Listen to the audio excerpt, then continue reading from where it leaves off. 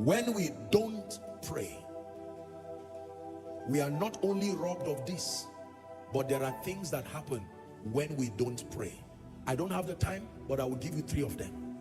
When we don't pray, number 1, we faint. Luke 18:1. When we don't pray, we faint. The word fainting there is to lose momentum, to lose energy, to lose vibrancy. Your vibrancy in the spirit, your passion in the spirit is sustained by the fire that your prayer life produces. When we don't pray, we faint. Number 2, when we don't pray, we die. I don't mean die like spiritual death alone. Literally, physically, we die. You may not see it because you don't die in one day. When we don't pray, it's like a farm with no farmer plowing it. No sowing, no mowing grasses, no nothing. The reason why we die is because the thief, killing is part of what he does. He does not only steal and destroy. When we don't pray, we don't ward off Satan and his cohorts and darkness, we will die spiritually, die financially, eventually die physically. Do the experiment. Trouble Satan and don't pray. Save souls, transform lives, give to the kingdom, love the Lord, make sure that the kingdom goes forward, then don't pray. It's not only God that knows us, the thief too knows you. If he has not come, it's because he's on his way, or you have learned how to restrain him.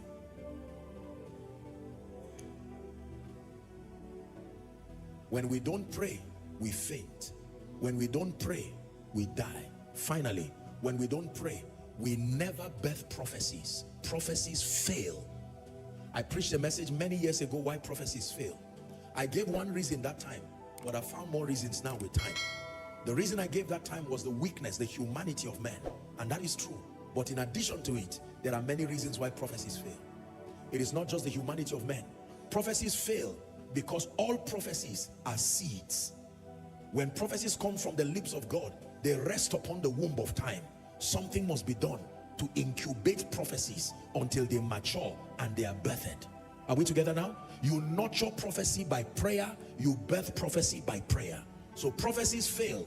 Even if you are not exhausted and you do not engage strategically in prayer, you will never be able to birth the program of God. If for any reason God ever told you anything you are sure of and it never came to pass, I can tell you, in diagnosing that condition spiritually, most likely it was because you did not stay with God, agreeing in the place of prayer to incubate that prophetic word to maturity, to fruition, and then birthing it in the place of prayer.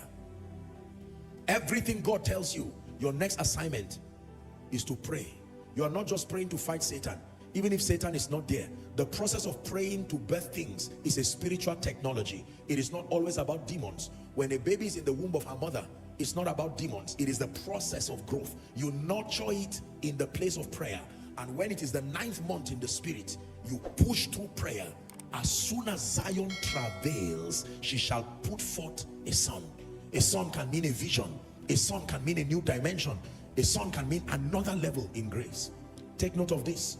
When we do not pray, we faint.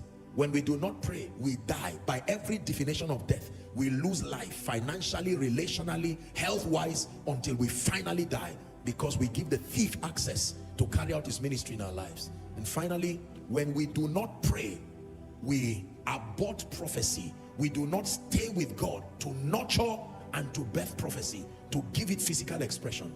It is for this reason, ladies and gentlemen, that he spake a parable to the end that koinonia, to the end that Joshua Selman, to the end that you and your family, you and everyone around you, that they pray and not to faint. Rise up on your feet.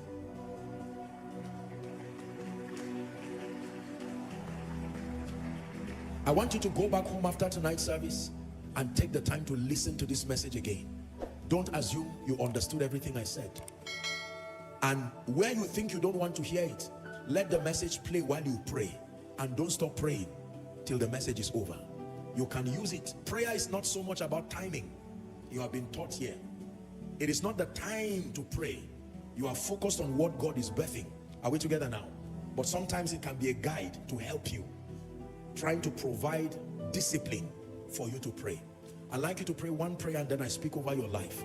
The grace that you have heard this, that you will not be a victim of it. It will be beyond good preaching. It will be beyond the lecture, beyond the spiritual admonishment.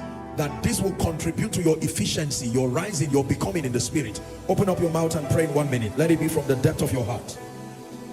Give him praise for all that you've heard tonight. Give him thanks and give him glory. Give him thanks and give him glory. When we pray, many things happen. The wonders of consistent prayer. Now finally, pray for the grace to pray consistently. Some of you pray, but your inefficiency lies in your inconsistency. Obtain grace to be disciplined in prayer. Obtain grace to practice the ritual of strategic prayer with understanding. Obtain grace to pray. No excuses. Obtain grace to pray. The discipline to pray. To structure a prayer program, a prayer system around your life that keeps all these and more happening in your life. In Jesus' mighty name we pray.